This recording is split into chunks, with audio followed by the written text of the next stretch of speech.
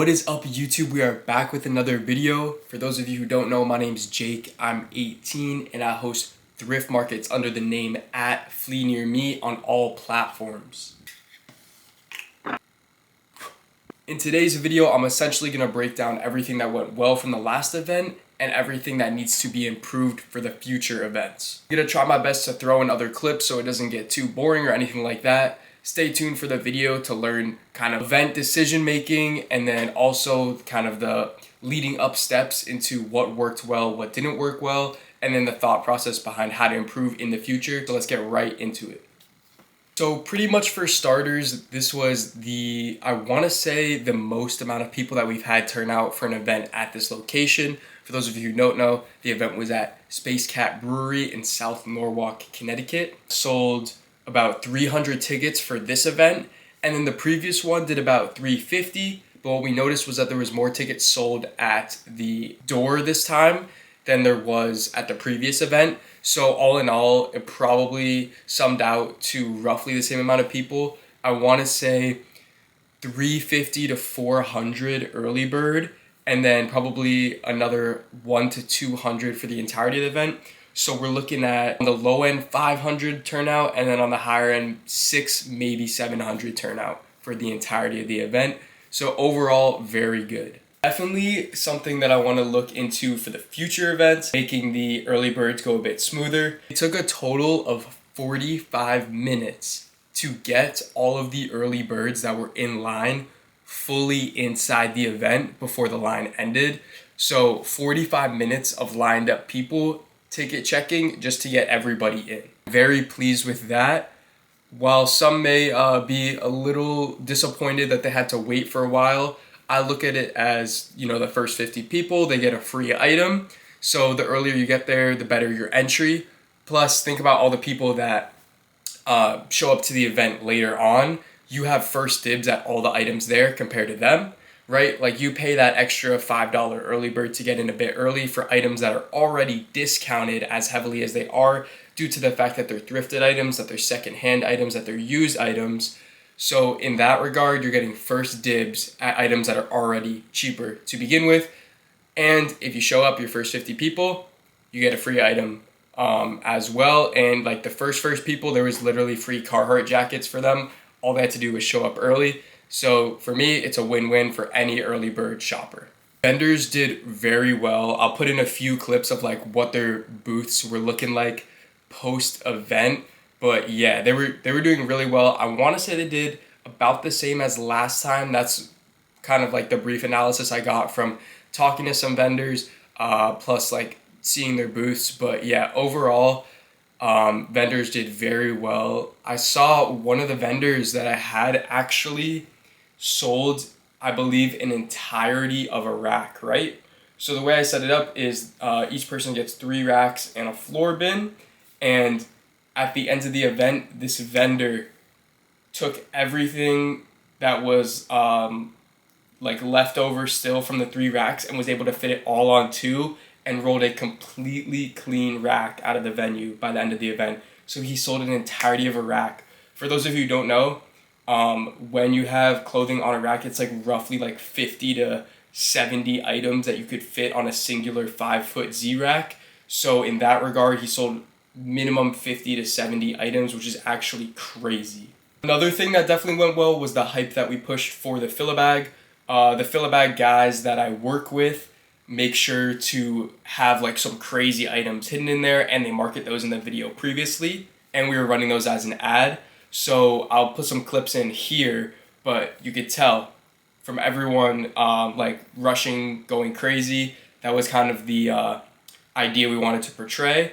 And you know, it turns out like if you get there early and you pre-bought a Fill-A-Bag or you buy the Fill-A-Bag, for those of you who don't know, it's essentially $20 and you get to fill up a tote bag with items from the pile. There was like polo pieces in there, there was Carhartt jackets, ski pants, Patagonia. There was really nice items in there. And the earlier you arrive, the better your pick is at digging through the piles. You can walk away with like very valuable items all for just $20. The way I look at it as like you could probably fit 5 to 10 pieces of clothing inside this one bag that we supply you.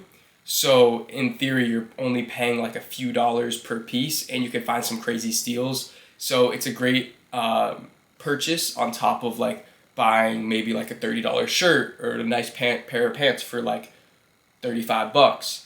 And then you're also getting all these pieces, so you're getting a lot of value for your money. Very happy with the image we were portraying on social media, was like that it was going to be very hectic and whatnot with the filler bag, just because there are like grail items hidden inside of it. And from the clips, you could tell people were definitely like excited to start digging through the items, start shopping through these items. So with that, I'm very happy. Just like a quick reflection on that, I'm definitely going to have one extra person staffing that next time just to make sure it goes a bit more smoothly. But all in all, it's kind of like a fun environment, and you could tell there was like a lot of excitement leading up to the event, which is 100% what I was going for. Lastly, there was a lot that went well, but some of the most important parts I'm going to cover, I'm going to finish off with the tap room and the parking lot were full for nearly the entirety of the event, which I'm very happy with. For those of you who don't know or were not able to attend the event, or you're just a YouTube watcher, the location that I worked with for this event has an entire tap room that they have set up, and it doesn't open till 12, but right at 12 we were able to start filling it up with people from the event that were like maybe finishing up their shopping and they wanted like a drink or some food, and the entirety of the tap room was filled for those like 5 straight hours, and the entire parking lot was filled for those entire, I think maybe 6, if not 7 hours, with like the early birds plus the entirety of the event. So I always want to see the location doing very well on top of my vendors doing well also. So now I'm going to get into like what didn't go that well during the event. There was definitely a few mishaps. It's always happens when hosting large events like these, and it's kind of just the nature of it. You need to be in the right mind space to deal with issues quickly and have quick solutions as well. So I did see a few people complaining about the wait for the line, and kind of as I explained before, people are lining up for the fact that like there is a free item, and on top of that, if they have the fill a bag, they're gonna get first dibs at the fill a bag, and then on top of that, they're getting first dibs at all the items. So the way I see it is you're essentially being one of the first arrivers at the event, and you're getting first dibs on everything. So it is really a win-win. If you don't really want to wait that long, you can show up a bit later, but then I'll insert some pictures. There was literally half empty racks by the time general free admission started. So from that sense, maybe you miss out on like 5 pieces that you would have bought just because you showed up late and didn't want to get the early bird pass. So kind of in that regard, it happens. I can maybe try and hire one more person, or maybe that's on me. I can do with the marketing, kind of express the forms of payment for entry, or try and get more people to buy tickets. So to make it go a bit smoother at the door, so it takes a little bit less time to get everybody in, and then there's less of a wait time. But at the end of the day, first arrivers are going to get first priorities on everything. Whereas if you aren't in a crazy rush, then you could kind of hold off and wait a little bit longer. But that is what to expect, because it was also like that for the previous event as well. So another issue that we did run into was the fact that it was kind of cramped. It definitely was kind of cramped shopping, especially just like with that many early arrivers. And there were a couple reasons for this. One is we fit in a few extra vendors than previously, which was the result of it being a wintertime market. There was no outdoor vendor spots. For the next event, though, there will be vendors outside, so it will move a little smoother through. So that's what we're going to do to avoid it being overpacked, is just going to space out the vendors a bit more and have some more vendors outside. It was kind of hard to move through that tap room for the first 3 to 4 hours, just for the fact that there was so many people shopping at one singular time that it never really went down in the shopper level for like literally multiple hours. So I'm gonna try and have that foot traffic run a bit smoother.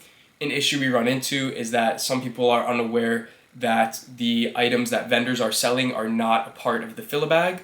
So this is just something that we have to reiterate. I could definitely bring a sign too that makes it a bit more clear. So now I'm gonna get into what I'm gonna try and do for next time to just improve the event a little more. Going to hopefully get a few staff members like I talked about before. Also gonna try and market how the fill-a-bag works a bit better, make it clear for the buyers and the consumers, and then have it marked out better as well at the event with a specific staff person standing there to make it go just a bit smoother. Also gonna try and add a DJ or live music. I had live music back in October for the October market, and it created like a very welcoming vibe for all the members hanging out in the tap room, all the people that were there grabbing a drink, grabbing some food, hanging out with their kids or family. And on top of that, from a marketing perspective, I am gonna also try and set up an email list. So any early bird ticket buyers are gonna be put on the email list, and I'm gonna have some like promotions that go with it. Maybe it's like a discounted ticket code for a future event or just something like that. If you have suggestions for that, leave it down in the comments. I'm also gonna try and create an email list chain or some other form of online messaging group for interested vendors and potential vendors. I want to end this video off by saying thank you to all of the shoppers that arrived for the event. I'll say thank you to all the vendors for all their hard work, getting there super early, curating great pieces, great collections. So that's gonna wrap up today's video. Please drop some comments down in the comment section about the event. If you were there or if you weren't there, let me know. Did you like the event? Did you like the setup? Do you have any feedback as well? At Flea Near Me on Instagram and TikTok. If you think there is somewhere that I should bring my thrift market concept to, let me know that in the comments as well. Thank you all for watching and have a great rest of your day. Peace.